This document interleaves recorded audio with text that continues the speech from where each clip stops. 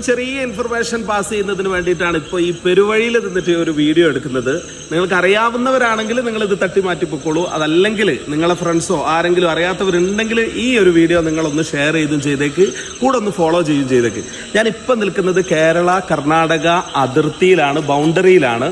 ഇവിടുന്ന് ഒരു 1.5-2 കിലോമീറ്റർ പോയി കഴിഞ്ഞാൽ കർണാടകത്തിന്റെ ബൗണ്ടറി എത്തി. നമ്മൾ കേരളത്തിലുള്ള പ്രൈവറ്റ് വണ്ടിയുമായിട്ട് നമ്മുടെ സ്വകാര്യ വാഹനവുമായിട്ട് കർണാടകത്തിലേക്ക് പോകുന്ന സമയത്ത് നമ്മൾക്ക് കർണാടകത്തിന്റെ ബൗണ്ടറിയിൽ നിന്ന് നമുക്കൊരു ഫോറസ്റ്റിലേക്ക് പ്രവേശിക്കുന്നതിന് വേണ്ടിയിട്ടുള്ള ഒരു പാസ് നമുക്ക് തരാറുണ്ട്. 20 രൂപയാണ് ആ പാസിന്. പലപ്പോഴും നമ്മളെ ഫ്രണ്ട്സൊക്കെ ചെയ്യാറുള്ളത് 10 രൂപയൊക്കെ കൊടുത്തിട്ട് നമ്മൾ ആ പാസ് വേണ്ട, അല്ലെങ്കിൽ ആ ഒരു എൻട്രി പാസ് വേണ്ട എന്നുള്ള രീതിയിൽ നമ്മൾ തട്ടിമാറ്റി പോവാറുണ്ട്. ഒരിക്കലും നിങ്ങൾ അതിനെ മിസ് ചെയ്യരുത്. ഒരു 20 രൂപ കൊടുക്കുക. കൂടെ നിങ്ങൾ ചെയ്യേണ്ട ഒരു കാര്യമുണ്ട്.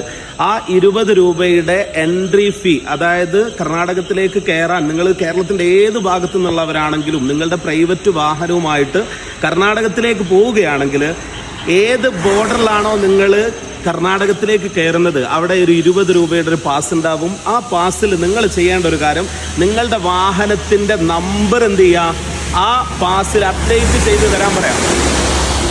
ബൗണ്ടറിയിൽ നിൽക്കുന്ന ആ ഒരു ഉദ്യോഗസ്ഥൻ, ഫോറസ്റ്റ് ഉദ്യോഗസ്ഥൻ നിങ്ങളുടെ വാഹനത്തിന്റെ നമ്പർ നിങ്ങൾക്ക് എന്ത് ചെയ്തു തരും, ആ ഒരു എൻട്രി പാസിൽ എൻട്രി ചെയ്തു തരും. ഇതുകൊണ്ടുള്ള പ്രധാനപ്പെട്ട ഒരു നിങ്ങൾക്ക് കിട്ടാൻ പോകുന്ന ഒരു ബെനിഫിറ്റ് എന്താണ് എന്ന് വെച്ച് കഴിഞ്ഞാൽ, ഈ നിയമം ആദ്യമേ ഉണ്ട്, പക്ഷെ എന്നിരുന്നാലും പറയട്ടെ, നിങ്ങൾ കർണാടകത്തിൽ എത്തിക്കഴിഞ്ഞ് കഴിഞ്ഞാൽ കേരള വാഹനം കണ്ടു കഴിഞ്ഞാൽ, കേരളത്തിൻ്റെ വണ്ടി കണ്ടു കഴിഞ്ഞാൽ പോലീസുകാരൊക്കെ പിടിക്കാറുണ്ട്. നമ്മൾ എന്തെങ്കിലുമൊക്കെ ചെറിയ ഒരു കൈക്കൂലിയോ അല്ലെങ്കിൽ 100-200 കൊടുത്ത് നമ്മൾ ഒഴിവാക്കാറുണ്ട്. പക്ഷേ അതുപോലെ ആയിരിക്കില്ല കർണാടക സ്റ്റേറ്റിൻ്റെ RTO നിങ്ങളുടെ വണ്ടി ചെക്ക് ചെയ്ത് കഴിഞ്ഞാൽ.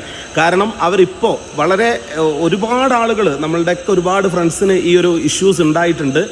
രാവിലെ നമ്മൾ പോയിട്ട് തിരിച്ചു വരുന്നതിൻ്റെ ഇടയിൽ, എന്നാണോ 1-2 ദിവസം കഴിഞ്ഞ് കർണാടകത്തിൽ നിന്ന് തിരിച്ചു വരുന്നതിൻ്റെ ഇടയിൽ 1-2 ദിവസത്തിനായിരിക്കും ചിലപ്പോൾ നമ്മൾ പോവുക. RTO പിടിച്ചു കഴിഞ്ഞാൽ അവർ പറയുന്നൊരു കാര്യം എന്ന് പറയുന്നത്, നിങ്ങൾ മാസങ്ങളായിട്ട് കേരളത്തിൽ നിന്ന് കർണാടകത്തിൽ ഈ വാഹനം ഓടുന്നുണ്ട്, അതുകൊണ്ട് തന്നെ ഭീമമായിട്ടുള്ള ഫൈൻ പല ആളുകൾക്കും ഈടാക്കുന്നുണ്ട്. അപ്പോൾ ആ ഒരു പ്രശ്നത്തിൽ നിന്ന് രക്ഷപ്പെടാൻ ഒരേ ഒരു കാര്യമേ ഉള്ളൂ. കാരണം കേരളത്തിൽ നിന്നുള്ള അല്ലെങ്കിൽ ഏത് സ്റ്റേറ്റിൽ നിന്നാണെങ്കിലും ഒരു വണ്ടി കർണാടകത്തിലേക്ക് പ്രൈവറ്റ് വാഹനം പോകുമ്പോൾ നമ്മൾ ഒരു പെർമിറ്റും എടുക്കാറില്ല. അതുകൊണ്ട് തന്നെ ഈ എൻട്രിയിൽ ഉണ്ടാകുന്ന ഈ പാസ് അതിൽ ടൈം ഉണ്ടാവും, വണ്ടിയുടെ നമ്പർ ഉണ്ടാവും, അത് ഡേറ്റ് ഉണ്ടാവും. ഇത് നമ്മൾ കയ്യിൽ സൂക്ഷിച്ച് വെക്കുക. ഏതെങ്കിലും ഒരു കാരണവശാൽ കർണാടക RTO നമ്മുടെ വാഹനം ചെക്ക് ചെയ്യുകയാണ് എങ്കിൽ നമുക്ക് ഈ സാധനം കാണിച്ചു കൊടുത്ത് പ്രൂവ് ചെയ്യിപ്പിക്കാൻ പറ്റുന്നതാണ്. അപ്പോൾ നിങ്ങളൊരു കാര്യം ഓർത്തോ, ഈ ഒരു സംഭവം ഒരിക്കലും നിങ്ങൾ മിസ് ചെയ്യരുത്. അറിയാവുന്നവരാണെങ്കിൽ